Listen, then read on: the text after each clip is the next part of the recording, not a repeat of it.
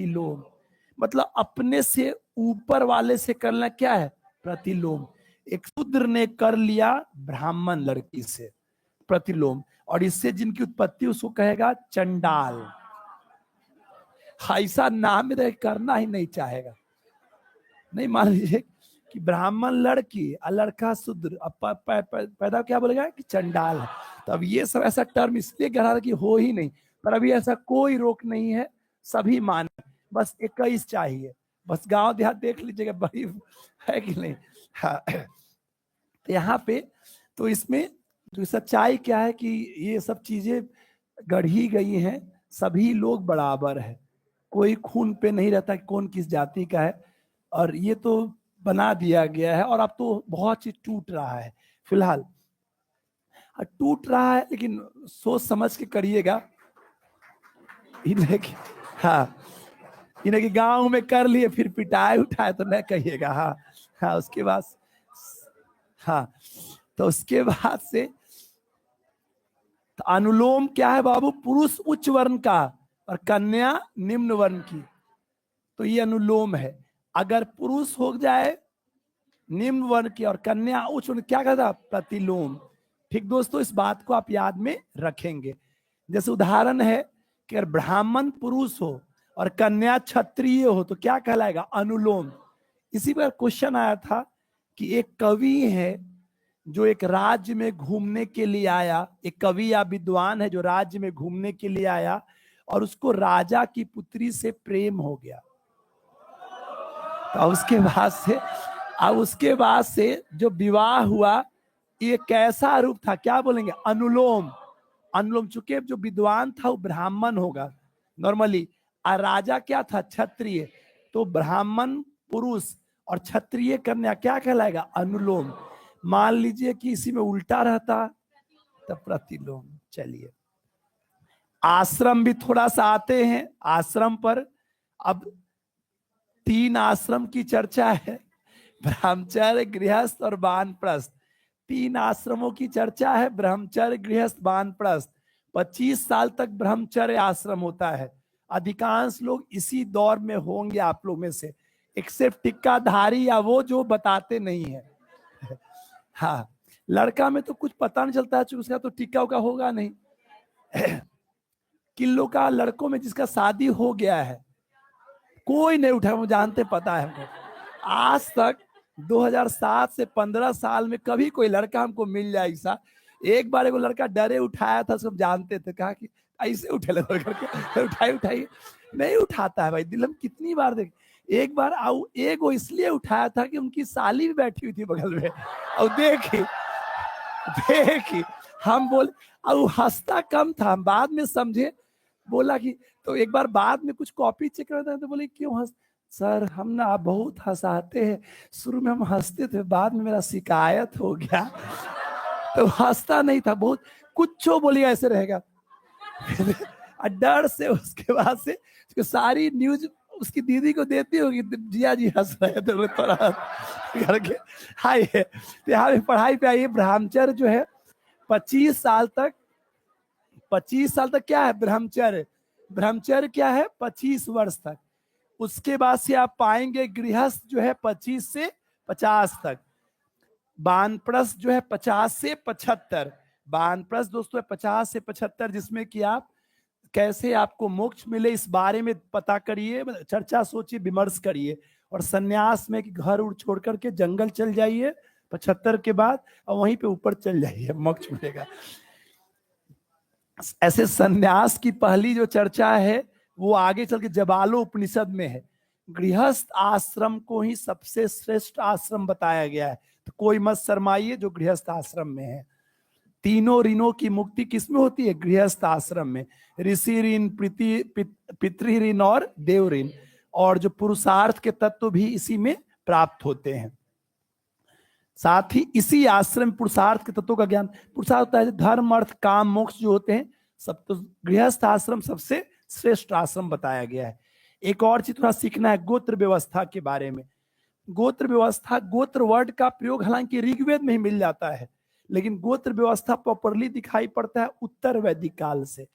गोत्र का ध्यान था कि एक ही जो कुल के लोग थे अपना गोधन एक जगह बांधते थे, ठीक है। एक ही जैसे जो समूह के लोग हुए अपने गायों को एक साथ बांधते थे, और फिर बाद में उसको एक कुल किसी ऋषि से अपने आप को जोड़ लिए कि हम इस ऋषि हमारे गुरु हो गए। जैसे आपने भारद्वाज को मान लिया, वशिष्ठ को मान लिया, तो उस गोत्र से कोई कोई इसे या वर्ड से मान लिया। बाद में इसी से गोत्र व्यवस्था विकसित होने लगा, जिसमें कि हुआ कि एक गोत्र का आदमी का ब्याह एक गोत्र में नहीं होगा। अभी बहुत चलता है, अभी सब कुछ माना जाता है कि जैसे देखिए जैसे विवाह हुआ में सब कुछ आएगा, सब बात हो जाएगा, मतलब लड़का ऐसा चाहिए, ठीक है। फिर हुआ अचानक कि ये पहले ही नहीं पता चला। इसमें सबसे अच्छी समझदारी, जब भी ऐसे मामले में जाइए तो पहले सब कुछ को खा लीजिए।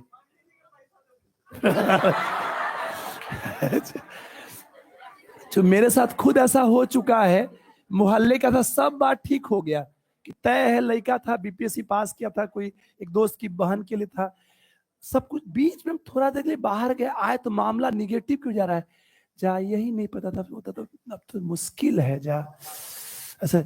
तब तक अपना गुलाब जामुन और आइटम नहीं खाते, मन कर रे पागल कहा लग गया रे, खा लेता तुम कर बाद से बाहर जाता टहलने के लिए, वो कमवा कर लेता तो मुंह में चल गया कि नहीं। फिर अपना सेम भाई बहन निकले उससे वो क्या मतलब है करके। तो इसीलिए खा लेना चाहिए, नहीं कि पहले पहले सब चर्चा से पहले खा लीजिए फिर बाहर निकलिए। तो ऐसे भी गोत्र एक गोत्र में नहीं होता है। हालांकि ऐसा कोई नियम है, कुछ लोग किए हैं, पर सुनते हैं कि फिर बाल बच्चा नहीं होता, पर ऐसा नहीं है। आइए तो यहाँ पे पढ़ाई पे आइए तो, लेकिन देखिए इतिहास, हाँ तो यहाँ ऐसा कुछ नहीं साइंटिफिकली, पर हाँ आइए पढ़ाई पे आइए, आइए पढ़ाई पे, आइए पढ़ाई पे आइए। तो चलिए सबसे पहले इस पेज को थोड़ा थोड़ा दोहरा रहे हैं। लेटर वैदिक में वर्ना सिस्टम जटिल हो गया। आइए सबसे ऊपर में क्या लिखा हुआ है, अब 4 वर्ण हो गए, ब्राह्मण, क्षत्रिय, वैश्य, शूद्र। ब्राह्मण वही यज्ञ करवाना, शिक्षा दीक्षा काम, क्षत्रिय रक्षा वाला काम, वैश्य जो है कृषि पशुपालन व्यापार का काम, और जो शूद्र है अन्य वर्णों की सेवा की बात। ऊपर के 3 वर्णों को द्विज बोलते हैं, मतलब उनको उपनयन का अधिकार था, जने उन्ने वाले जो धारण वाली बात है, और शूद्रों को विचारकों में शामिल नहीं किया गया था। दोस्तों उसके बाद से कुछ अन्य बातें पढ़ा गया, ये मैंने जानबूझ के इधर उधर उठाया था कि कुछ याद रहे। अब आते हैं शुरू से ऊपर से, पहले पूर्व वैदिक काल करेंगे और फिर उत्तर वैदिक काल करेंगे, फिर कल भी मैं दोनों को दोहराऊंगा। अब आइए थोड़ा शुरू से आते हैं, पूर्व वैदिक सामाजिक जीवन को देखते हैं। आइए सबसे पहले सामान्य परिचय लिखा हुआ है, अभी डिवीजन नहीं है समाज का, तो इसलिए 3 पार्ट मोटा मोटी है, पुरोहित है, सेनानी है और सामान्य जन। आगे इसी से पुरोहित मतलब ब्राह्मण हो गया, सेनानी क्षत्रिय हो गए, और आम जन में फिर वैश्य और शूद्र वाले बटे होंगे। नंबर 2, अभी वर्ना सिस्टम किस पे रहता है, अंडरलाइन करें, कर्म आधारित। ऋग्वेद के 9वें मंडल में चर्चा भी है कि एक ही परिवार के लोग अलग अलग काम करते हैं। जैसे जो बोल रहा है वो स्वयं कवि है, उसके पिताजी वैद्य का काम करते हैं, और माता आटा पीसने वाली चक्की चला रही है। ये वर्ड देखिए, आटा थोड़ी पिसाता है, गेहूं ना पिसाता है जी। उसके बाद से 10वें मंडल को देखे, 10वें मंडल में वर्ना सिस्टम के ओरिजिनेशन का उल्लेख है, शूद्र शब्द का पहली बार उल्लेख है, और एक प्रकार से जाति आधारित व्यवस्था अंतिम दौर से थोड़ा थोड़ा शुरू हो रहा है, पर मेन स्थापना कब है, उत्तर वैदिक काल में। स्लेवरी सिस्टम, दास वो लोग थे जो अपना काम भी बेच रहे हैं और उनका अपना मन पर भी नियंत्रण नहीं है, तो ये दास व्यवस्था भी थी। मैंने शुरू से कहा है कि हड़प्पा में भी स्लेवरी सिस्टम था। वर्ल्ड के जितने ओल्ड सिविलाइजेशन है, इधर ग्रीक रोम जाइए, सब जगह स्लेवरी सिस्टम को जरूर मिलेगा। स्लेव्स पर ही सोसाइटी बेस्ट हुआ करता था। हड़प्पा में स्लेवरी था, यहां भी स्लेवरी सिस्टम है। परिवार का भी उल्लेख मिलता है, सबसे बेसिक आधार है परिवार के लिए कुल शब्द का प्रयोग है। पैट्रियार्कल फैमिली था, जो हंसी था आप लोग का हड़प्पा तक मातृसत्ता समाप्त हुआ, आप कहां शुरू हो गया, पितृसत्तात्मक। और संयुक्त परिवार का प्रचलन था, एक ही परिवार में कई पीढ़ी के लोग भी रहते थे। वुमेन कंडीशन अच्छी थी, सबसे शुरुआती में अच्छी थी। उपनयन शिक्षा की बात भी है, घोषा, अपाला, लोपामुद्रा, विश्वारा जैसे भी हैं। बाद में इसकी संख्या भी कम होगी। इनको कई संस्थाओं में भाग लेने का अधिकार है। क्या क्या प्रचलित था? पुनर्विवाह कर सकती थी, नियोग प्रथा भी था, बहुपति विवाह का भी उल्लेख मिलता है। बाल विवाह अभी नहीं था, दहेज प्रथा नहीं था, पर्दा प्रथा, सती सब नहीं था। अभी प्रॉपर्टी राइट्स अभी नहीं मिले, बाद मिलेगा, ये जो याज्ञवल्क्य जी दिलवाएंगे। आभूषण में आइए, निस का मीनिंग है स्वर्ण की बात। कांसा या तांबा के लिए वर्ड है अयस्क। कुछ सेंस में कवच वच भी यूज करते थे। भोजन में पाएंगे शाकाहारी मांसाहारी दोनों है। गाय को अघान्या कहा गया है। सोमपान की प्रशंसा है, सुरापाए की निंदा की गई है। मनोरंजन की बातें भी थी। अध्यापन में आचार्य जी फ्री में पढ़ाते थे और उपाध्याय जी जीविकोपार्जन के लिए। आइए लेटर वैदिक में वर्ना सिस्टम जटिल हो गया। डिवीजन दिख रहा है, ब्राह्मण ये करेगा, क्षत्रिय ये करेगा, वैश्य ये करेगा, शूद्र ये करेगा। यही जो टकराहट रहेगी आगे बौद्ध जैन का कारण बन लेगी, वहां भी हम लोग चर्चा करेंगे। आगे पढ़ते उसमें क्या हुआ, ब्राह्मण ने खूब यज्ञ को बढ़ा दिया। हवन करेंगे, हवन करेंगे ताकि ताकि खूब सारा मिले, है कि नहीं। क्षत्रिय कहेगा सब तुम ही करोगे तो हमारा कौन चीज मिलेगा यार, सारा ले जा रहे हो। तो यही संघर्ष बौद्ध जैन का उदय का कारण बनेगा। उसके बाद से आप पाएंगे वैश्य को दूसरे को कर देने वाला कहलाएगा, और शुद्ध बेचारा भी द्विज में शामिल नहीं थे।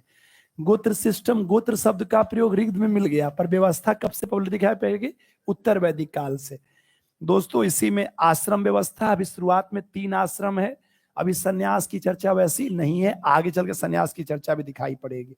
सबसे श्रेष्ठ आश्रम जो है वो आप कौन सा है? स्त्री कितनी पहले से गिरावट है, वो सब कुछ स्टेटमेंट्स दिखते हैं।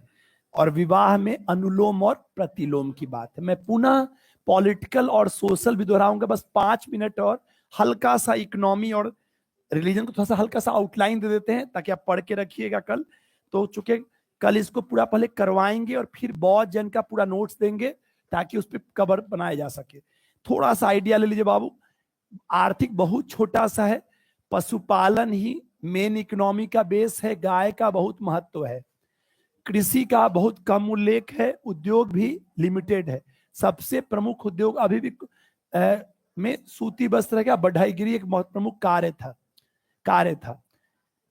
लेटर वैदिक में कृषि होने लगेगा, चूंकि लोहे के चलते आप जंगलों की कटाई कर पाएंगे और डीपली एग्रीकल्चर कर सकते हैं। तो जहां पहले पशुपालन बेस था अब वहीं पर कृषि बेस बन जाएगा। उद्योग और व्यापार पहले से बढ़ेंगे। धर्म में, धर्म जैसे लोग वैसा धर्म, जैसे ऋग्वेद में धर्म में अंडरलाइन कर दीजिए, इंद्र पे अंडरलाइन करिए, सबसे प्रमुख देवता इंद्र रहेंगे।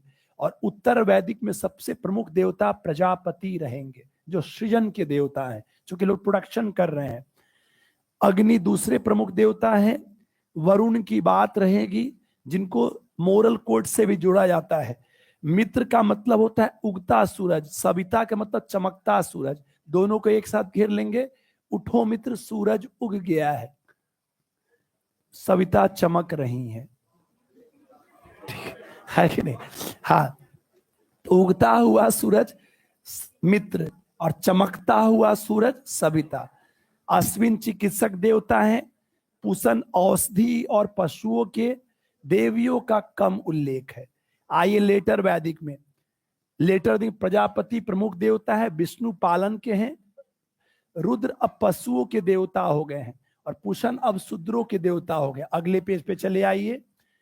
विभिन्न प्रकार के यज्ञ करते हैं। मैं बस आउटलाइन दे रहा हूं, नए याद रखिएगा, मैं दोबारा दोहराता हूं, एक चीज को मैं कई बार करता हूं। एक बार थोड़ा सा से क्या होता है, क्या पढ़ना सीख लेते हैं, फिर अटेम्प्ट मारिए। विभिन्न यज्ञ है, पूर्णमास पूर्णिमा के दिन और दर्श अमावस्या को। राजकीय प्रयोजन से, पॉलिटिकल कारणों से, रॉयल कारणों से 3 चीजें हैं। राजसूय राजकीय प्रतिष्ठा के लिए, वाजपेयी जो है शक्ति प्रदर्शन के लिए, और अश्वमेघ जो है राज विस्तार से। अश्वमेघ सुने भी होंगे, रामचंद्र जी ने छोड़ा और लौकुश ने पकड़ लिया, जहां तक घोड़ा गया वहां तक आपका विस्तार है। फिर वैसे ही कुछ और यज्ञ भी हैं। दर्शन आइए, फिलोसफिकल टर्म्स, उपनिषद की बात चलेगी, रिबर्थ की बात चलेगी, अद्वैतवाद की बात चलेगी। सब कब आया? लेटर वैदिक पीरियड से। फ्रेंड्स फिर आगे शैव और वैष्णव पे मेरा आपसे आग्रह रहेगा कि आप राजनीतिक जीवन से दोहरा के आइएगा। फिर कल 2 पार्ट में रहेंगे, ये पार्ट पूरा अच्छे से करेंगे, फिर बौद्ध जैन, और पार्ट 2 में आपका पॉलिटी और अदर्स। धन्यवाद।